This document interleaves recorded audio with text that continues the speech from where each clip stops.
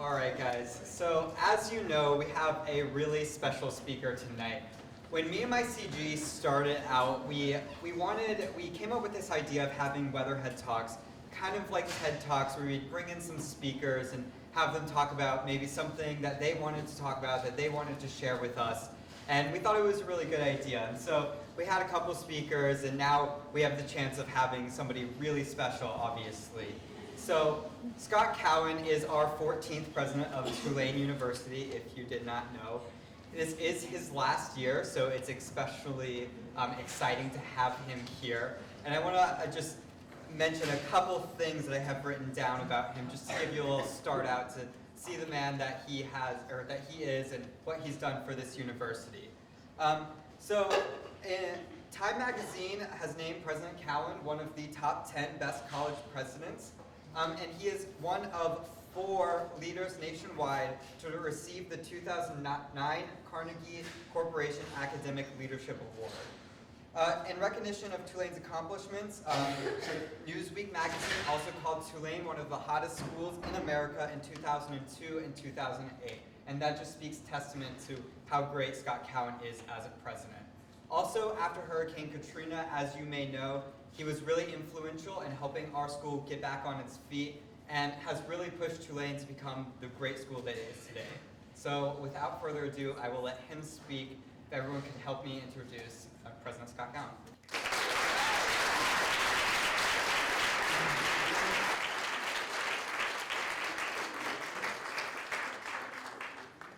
Good evening, everybody. I'm delighted to be here tonight. I had a smile when he said about being the hottest school in 2002 and 2008. They meant that literally the hottest school, not figuratively the hottest school. So it's easy, we could get that particular recognition every single year. But I am so pleased to come here, especially because it's Soho. Now you may wonder, I'm just saying that because you're all here. But actually it's more than that. It's about Mr. Weatherhead. And I don't know that anybody in this room other than me knows who Mr. Weatherhead is and what he stood for. And I wanted to take a few minutes to tell you about Mr. Weatherhead and my relationship to him and why it led to the naming of this particular residence hall.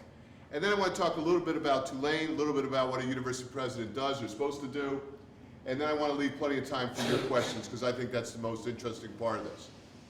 I actually met Mr. Weatherhead in Cleveland, Ohio 35 years ago.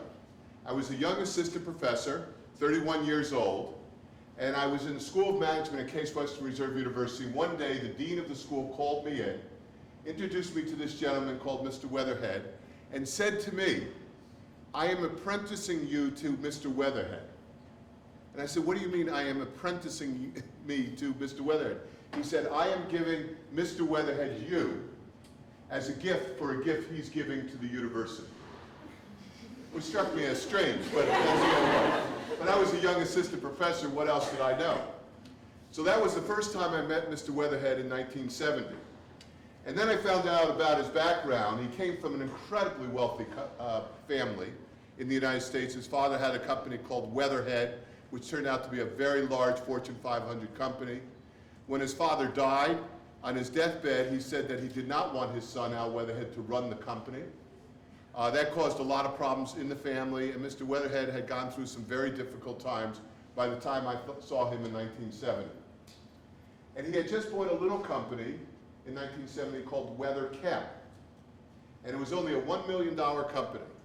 So what I was to apprentice to him was to help him build that $1 million company. Over the next 28 years, we built that company into a very, very successful company, which he just sold a couple years ago upon his passing. So we became very close friends through that business relationship. It turns out that his wife, Celia Weatherhead, graduated from Newcomb College, Tulane University, in the 1960s. When the opening came up here for the presidency, Mrs. Weatherhead said to me, "Would you interview for the job as a favor to me?" And I had no interest in coming to New Orleans and no interest in coming to Tulane. Nothing against either New Orleans or Tulane, but I'm an East Coast guy who lived in the Midwest and I just couldn't see myself in the South. But out of respect for her, I interviewed for the job in 1997. I was one of 15 people to interview for the job. And as soon as the interview was over, I went back and I said to my wife, well, it's unlikely that I'll get in the round of 5. So once I'm not in the round of 5, I'm free to go back home to Cleveland. If I get in the round of 5, I'll drop out of the search. And I'll still go back to Cleveland. I will have fulfilled my obligations to Mr. and Mrs. Weatherhead. Lo and behold, the search committee narrowed the group from 15 to 2, myself and someone else. That other person, which is so ironic given where we're headed in the future with my successor, was actually the provost at the University of Pennsylvania. And he was my competition. And for those who know me very well, there is one characteristic I have above all others is I'm unbelievably competitive. So whether I wanted the job or not was not relevant anymore. I just wanted to beat this other person. We'll make a long story short. I wound up taking the job because my wife told me it would be a perfect fit. She obviously knew better than I did about the fit between my personality and this institution. Once I took that job, then Mr. and Mrs. Weatherhead, within the last 10 years, have given $100 million to this institution. And this all started as a little relationship back in 1970. And that money that he gave is actually going into the endowment. It's paid off. But one of the things we wanted to happen at the university was to have something physical that represented who he was, and that's why this became Weatherhead Hall. Unfortunately, as I said, he passed away before this was open. He hasn't had a chance to see it. His wife has. She loves it. But every time I come in here, I always think about Mr. Weatherhead and the relationship I had over those years, and how instrumental that family was in getting me here and giving the single largest gift ever in the history of Tulane University. So I want to tell you a little bit about Tulane University, some things you don't know. First of all, we're the largest private employer in Orleans Parish. We're the 3rd largest private employer in the entire state. We have 8,000 employees. We have 13,500 students. What you may not know is we also have 4 campuses in the state of Louisiana. We have this campus, known as the Uptown Campus. We have the downtown campus, which is the School of Medicine, the School of Public Health and Tropical Medicine, and soon to be the School of Social Work, because the School of Social Work will be relocating downtown this summer. Then we have a campus on the North Shore in Covington. We actually have 500 acres there, and it's our primate center. We have the largest primate center in the United States, and the largest federally funded primate center in the United States. We actually have 6,000 non-human primates over there, and I did not include them in the employee base when I mentioned the number. And I have to tell you, the non-human primates are much better behaved and easier to care after than the human ones are. That primate center, if you ever wanted to see it sometime, you ought to. They do unbelievable research in the area of infectious diseases. And it's one of the leading research centers in the world on various infectious diseases, especially HIV/AIDS, malaria, Lyme disease, and the list goes on. And not to worry, by the way, we're not doing all that experimentation on the 6,000 non-human primates. They are there because we just cultivate colonies. And yes, occasionally we do, but we meet the highest standards of animal care when we do research there. And the work that has been done has really gone on to have meaningful contributions to society. So we have 500 acres there. Then on the West Bank, we have another 500 acres. And that's where we have a genetics research center. Half of that land is swampland. The other half of it you can actually use. We have wild boar over there and all kinds of animals. And we have that. I mention all that because we actually are the 2nd largest landowner in Orleans Parish, Tulane University. It may not be a surprise to you for me to tell you who the largest landowner is, and it's the Catholic Church. So the Archbishop and I, over the years, have become friends, no matter who the Archbishop is. We're always vying to who owns more land in Orleans Parish. We may actually be catching up with them because we have been buying land at a very fast pace for all these years because, as you know, we're landlocked here. So anytime we can get a parcel of land anywhere in and around this area, we are out to purchase it. The question gets asked all the time of me is, what do I do as university president?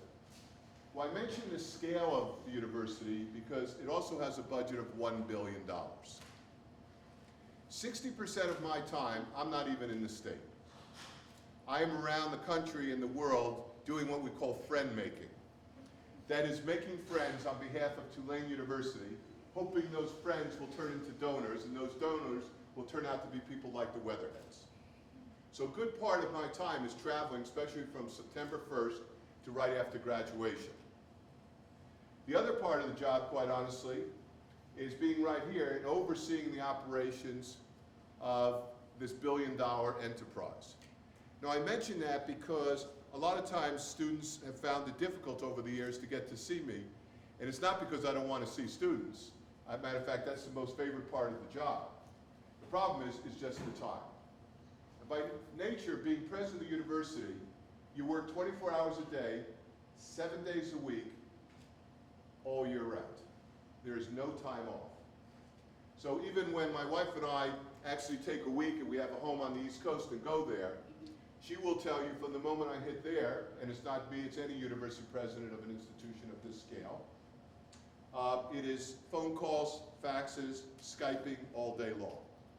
And you always have to be on alert because something may happen and you have to be ready for it. So it is a time-consuming job where the identity between your own identity and the institution gets so intertwined, it's hard to separate those.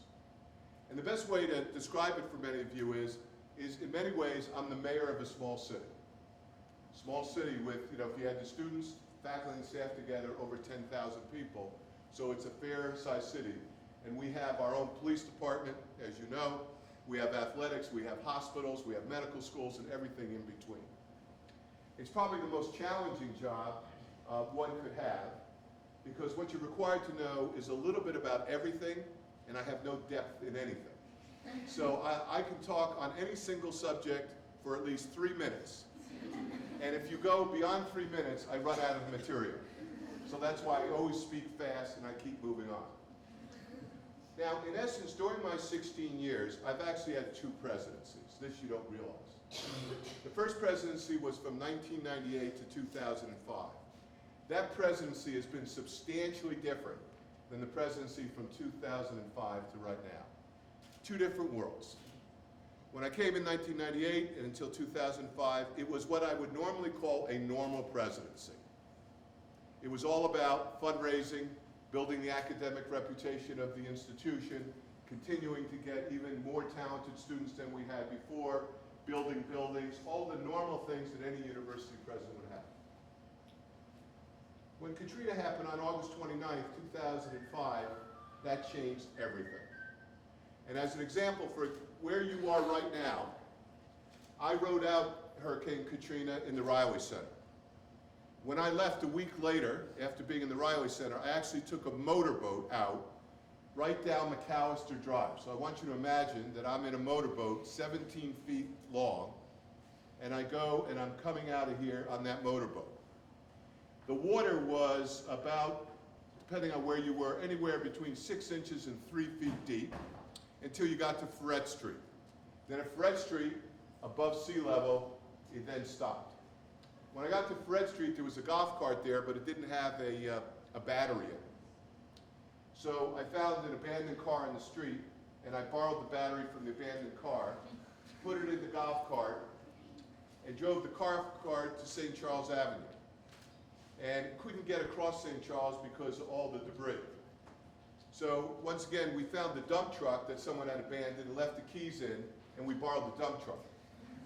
And we took the dump truck and we went back behind the zoo, where there's a big fence if you've ever been back there, and went right through the fence, got to the Mississippi River and hailed down a helicopter, and that's how I ultimately left New Orleans.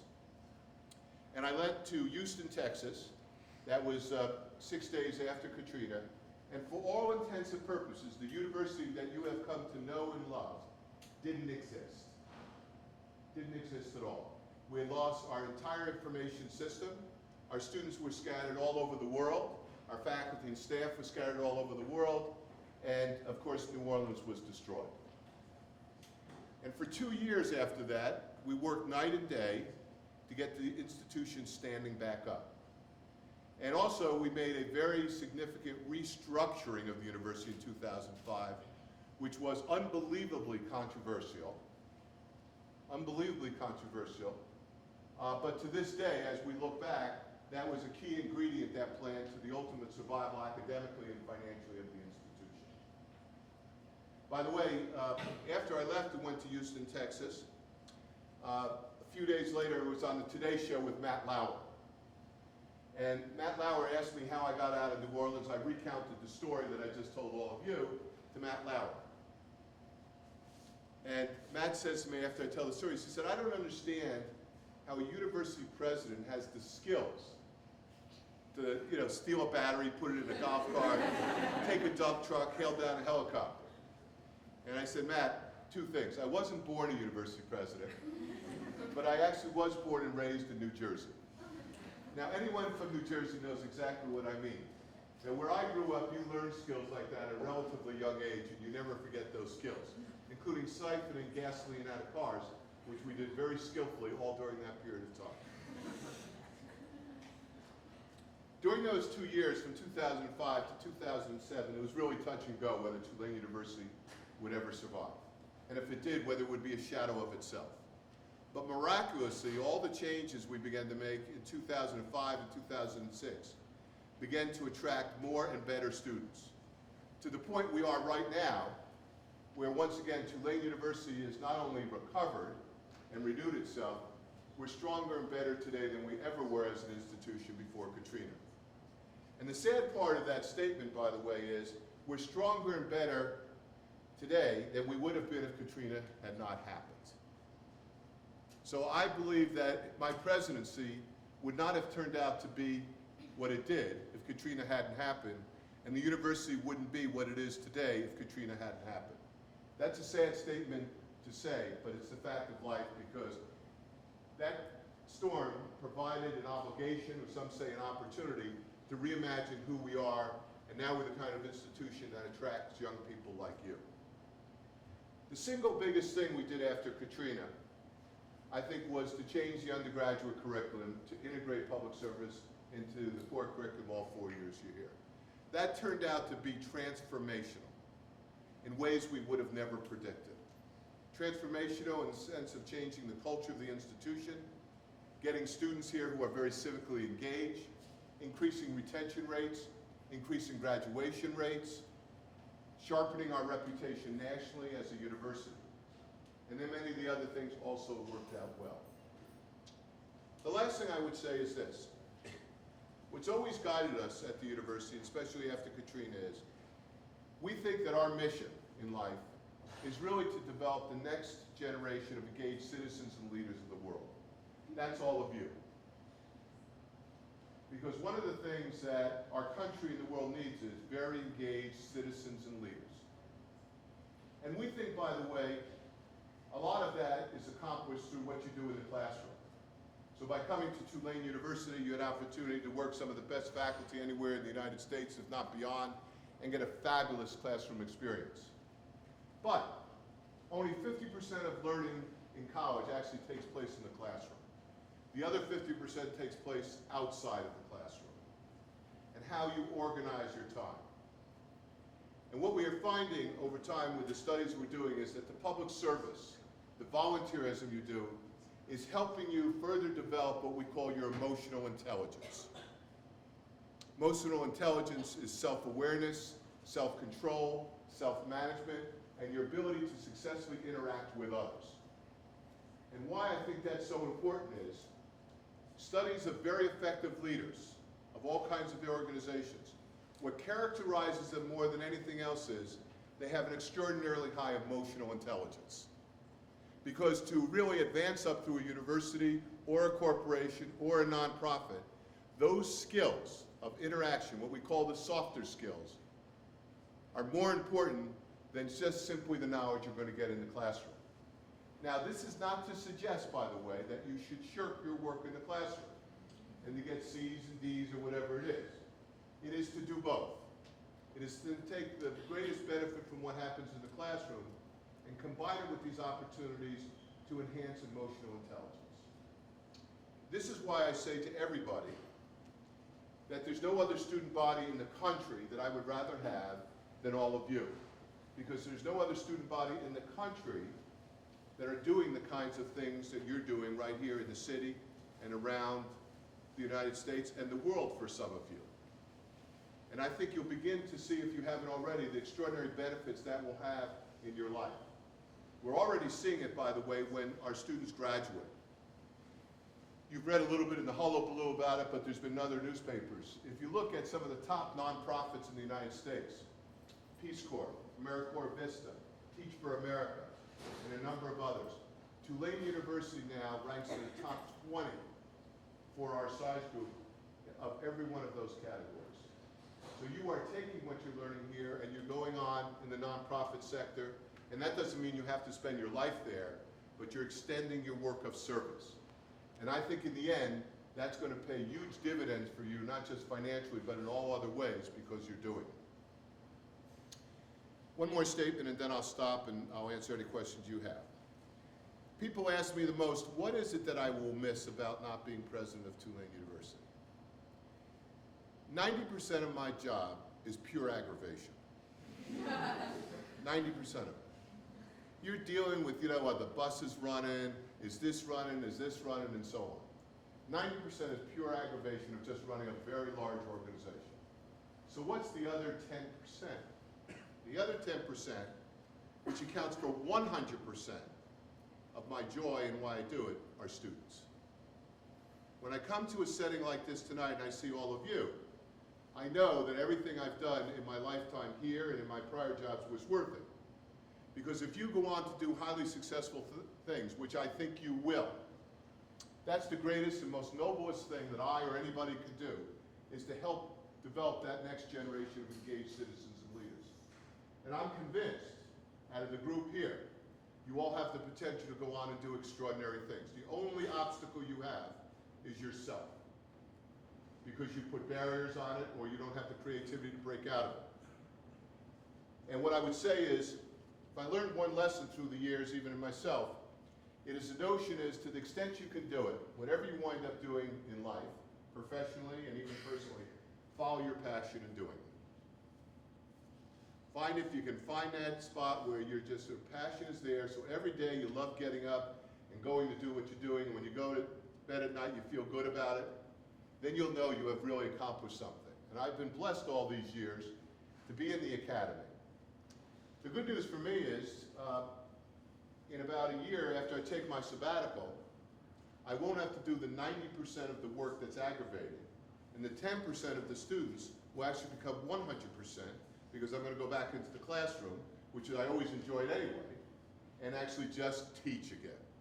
And this is how I started my career, that's how I want to end my career, and I suspect I'm going to be much happier, more consistently than I am now. But the one thing I will say as being university president, especially at Tulane, it's been a great honor. It's been a privilege. I can't imagine having done anything else with my life. And I feel blessed, quite honestly, that I was here at the time of Katrina, the worst disaster to ever befall this university in a city in well over 100 years. And just watching all of you knows it was worth it, because as I said, you're going to go on and do great things. Thanks very much.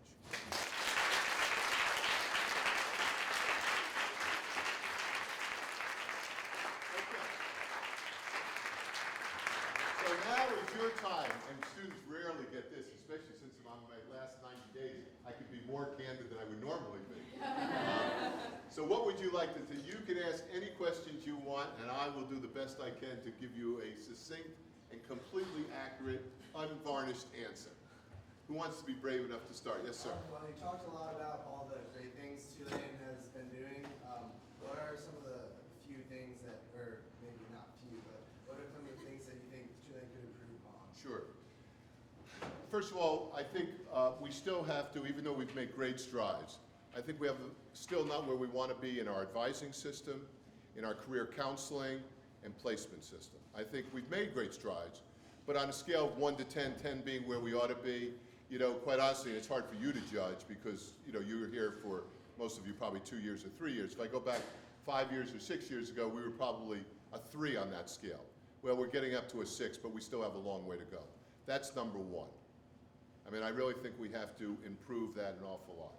The second thing is we have to continue to refresh and the facilities. You're very fortunate you're living in a brand new one, but right next to you is Butler. Some of you might have lived in Butler last year, right? You know, Butler is very charming, you know, and it's what we call old money. And that's a nice way of saying it's probably a dump, you know, but, you know. So we still have a lot more to do with respect to facilities as we go forward. The third thing is that we're really at full capacity right now as an institution, really at full capacity. So that means, and we're thinly staffed in many areas, and we really need to add some more staff to be able to provide the full breadth of services we should. So those are 4 very quick things. And that's all predicated on, once again, having resources to do it. Next. Yes, sir. What Katrina-related decision that the administration made back in 2005 would you maybe want to reconsider or take from a different approach? None of the decisions that we made did I reconsider those. What I believe when I think about it with hindsight, we didn't go far enough. There were things that we probably should have done and considered back then that would have made us an even more focused institutions.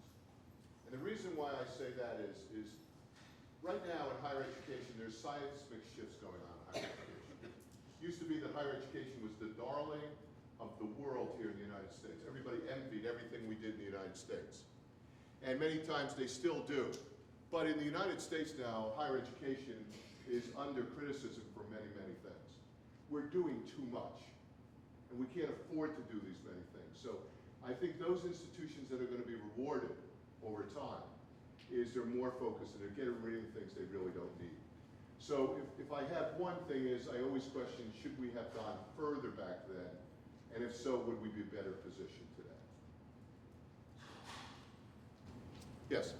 What do you think the turning point was after Katrina when you were making all these efforts to rebuild? When did you kind of know that it was going to be okay and that it was going in the right direction?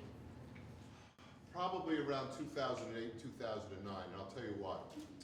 When we reopened in 06, we were feeling really, really good because 87% of the undergraduates came back, and that was much higher than anybody anticipated. But the next fall, in the fall of 06, only 860 students came. 860. We were hoping for 1,600, and only 860 came. That's when I really got worried to say, oh my gosh, we are really going to be in big trouble if this persists. But then what happened was we saw that number increase drastically over the next 2 or 3 years. And I think it was in 2008, I may be off a year or two, 2008, where then we really peaked out with 44,000 applications. And it was at that time that I realized if we could just weather that small class that came in, because they're with you 4 years, that 4 years later we would be better. So I think it was really in the time frame of around 2009 probably and 10 where I realized we'll be okay. That small class had graduated, and I really admired those students because they came, you gotta remember what risk takers they were coming in the fall of 06. Right? I mean, they're coming down here, the city's decimated, wasn't inhabited, and but they came anyway. They were a great group. But we had to build up again, and once we realized it was going to be built up again, we knew it would be okay. Yes? What do you see as one of the next possible connections with Tulane? Tulane has a lot of connections as far as, the education, and if we wanted to work with, the culture and the growing, more local programs such as Crodak Youth Farm, some other things, Temple Schoolyard, Yep. and other things for the TIES program. So what do you see as probably a next possible connection for Tulane University and students, to do something for the world? Yeah. Well, I was about ready to answer your question, so you said that last part for New Orleans. Because the first thing is, I think the expansion is to take it global. Because one of the things that everybody worried about when we did do it in New Orleans, they said, well, what's going to happen in 10 years from now? New Orleans may not have a need. Well, they still have a need, obviously. But the fact is, we always said, well, you'll expand it globally. So one thing is, I think we should be offering more opportunities, especially for juniors and seniors, to do very creative things in public service outside the United States. When it comes to within the city of New Orleans, still the greatest need is with youth development. K through 12, 0 through 5, pre-K, and something called disconnected youth. Disconnected youth is defined as young adults 16 to 24 who don't have a high school degree, don't have a job. Incarceration rates are off the map. They're the ones that are committing the crimes we read about and mitigating that particular issue. I think we could still be, as a university, much more effective in that particular domain than we've ever been before. And if I had one thing to say to expand there, we could probably do more in the youth development. Because the future of this city is ultimately going to be predicated on, have we really improved public education? Have we tried to really alleviate the conditions for poverty here? Those are going to be the key things. So anything we can do to help alleviate poverty, adult literacy, youth development, I think will always bode well for the future of the city. Yes? Jumping off that point, can you speak to the charter school system just in general? Yeah. We have a charter school system here. As a matter of fact, 86% of the students in public schools in New Orleans are in charter schools. That's the highest percentage by far in the United States. I don't know whether you know or not, but I actually was a commissioner of the city after Katrina and led the community-wide effort to develop a vision and plan for public education, which ultimately got morphed into what we have today. The reason we did the charter schools, not because a charter school per se will lead to more things, but what we did believe is you have to decentralize decision-making back down to the school level. The best person to determine, or the best people to determine what should go on in that school is the principal and the teachers, as opposed to some central office. So the charter school movement in New Orleans has been very successful thus far, and I'm defining success by the scores, the grade scores that each schools are getting, retention rates, and graduation rates. Now, having said that, the absolute rates are still not what they ought to be, but the improvement has been fairly substantial. So I'm a big believer in decentralization of public schools. Charters are one vehicle by which to accomplish that, but charters in and of themselves won't get the results. The other thing you have to do if you're going to have a decentralized system is you have to invest a lot of money in human talent. So in teachers and so on. That's why New Orleans is the second largest city with Teach for America teachers here. At our high point, we had 500 of them. And the only city that was larger was New York. So investment in human talent is very key, and we did that here in New Orleans. Yes? What are some things that Tulane is doing to try and increase diversity in the student body, and especially to foster a community with the greater New Orleans community, to not just serve them, but to work with them and better the school system enough that we can have more. Yeah. There's several programs we've undertaken in recent years to try to help with diversity. The biggest one in New Orleans is by improving the schools. If we could improve the schools, especially the high schools, then the pipeline of students from New Orleans, which is a very diverse group, we might get a larger percentage of those. But I'd say the three things that are most noticeable.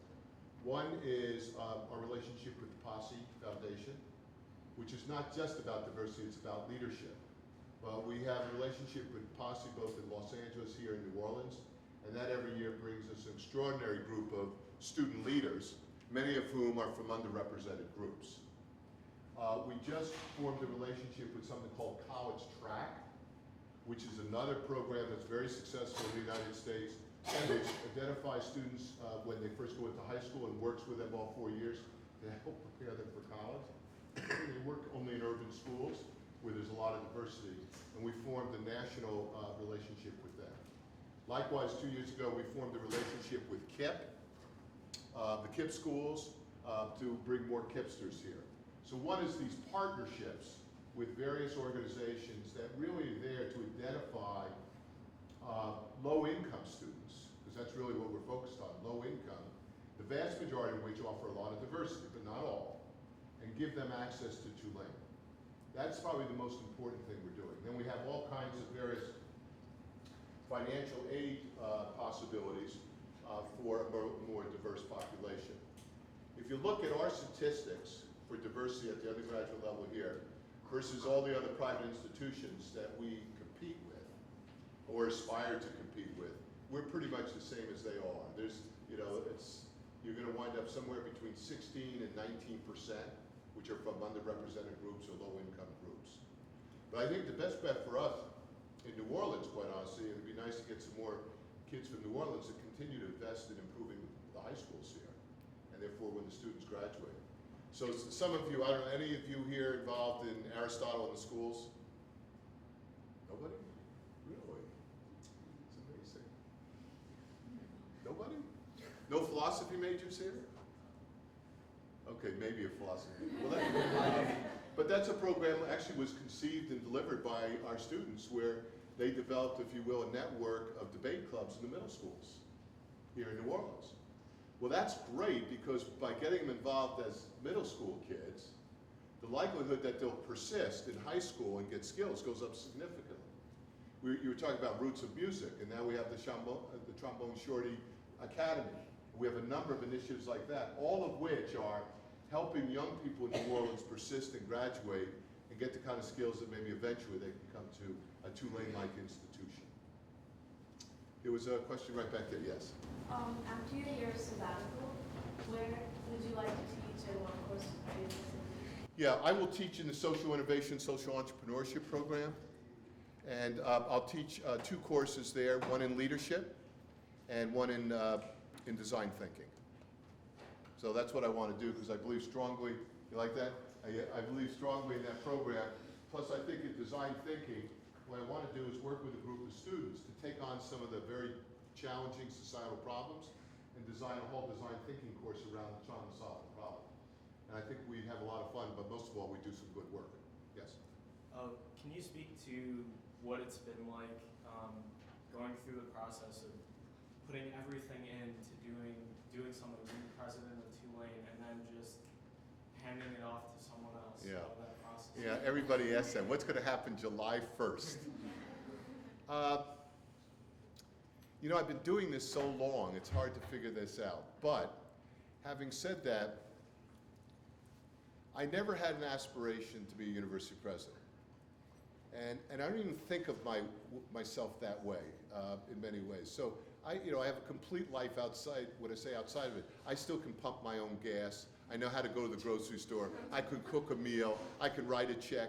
A lot of university presidents, quite honestly, abandoned all those skills. That's one thing. Secondly, I have so many interests that I want to pursue that my biggest concern is that I don't fill up my calendar doing other things and finding myself in the same position I am now. So I have a lot of interest outside the classroom. The biggest sense I think I'll have, quite honestly, which my colleagues who have been longtime presidents said is, July 1st, you're going to feel a tremendous sense of relief. That all of a sudden, you do not have to worry about what's happening. You do not have to check your emails every 5 minutes to find out, God forbid, something happened on campus. So I think it's going to be a sense of relief. There'll be some adjustment.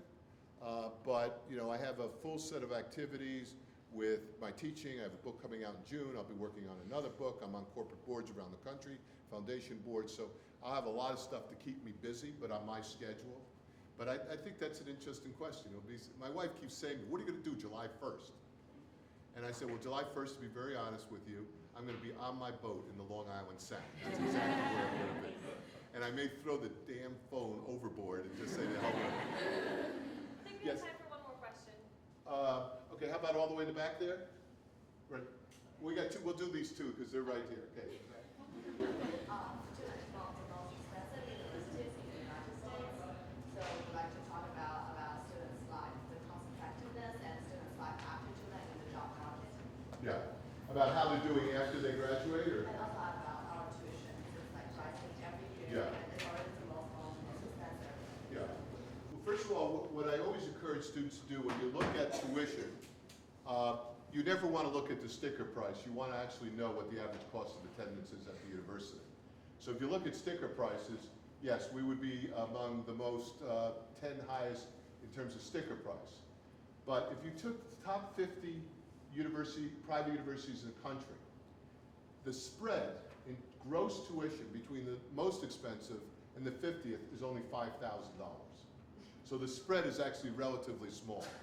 But what you really have to do is to look at financial aid and what they're doing, because that's the net. Having said that is, next fall, we had the lowest, tuition increase we've had in 30 years, about 2.7, 2.8%. Tuition, there will always be some tuition increase. You can't run the place without some tuition increase.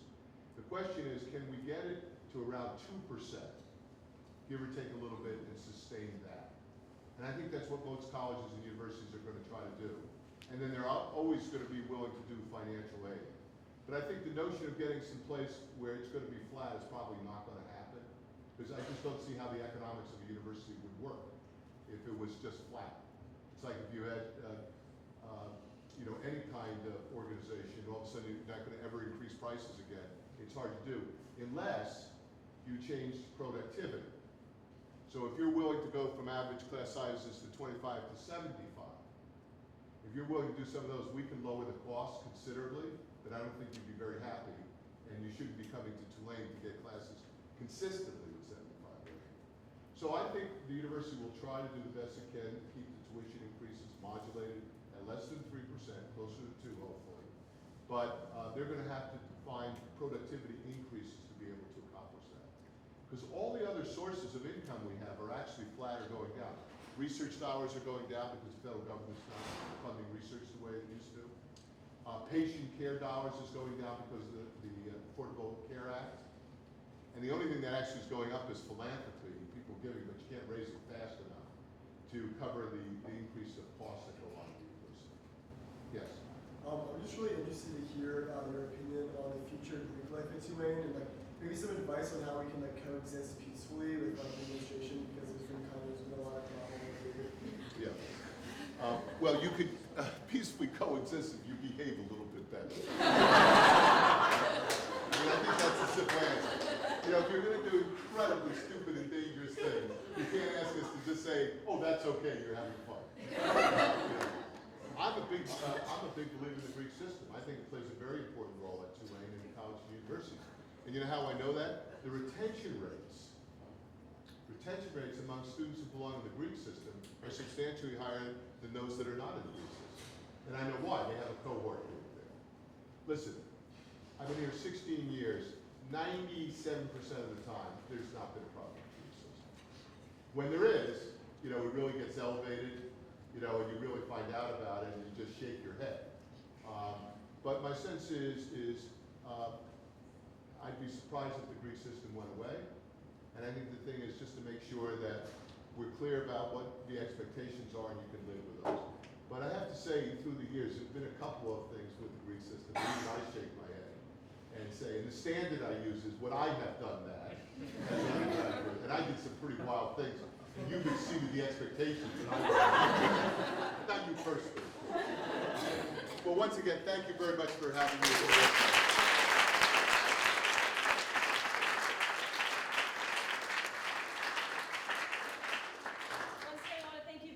It's been a great privilege for us to have you here in such a small setting before you retire. So Great. Thank you.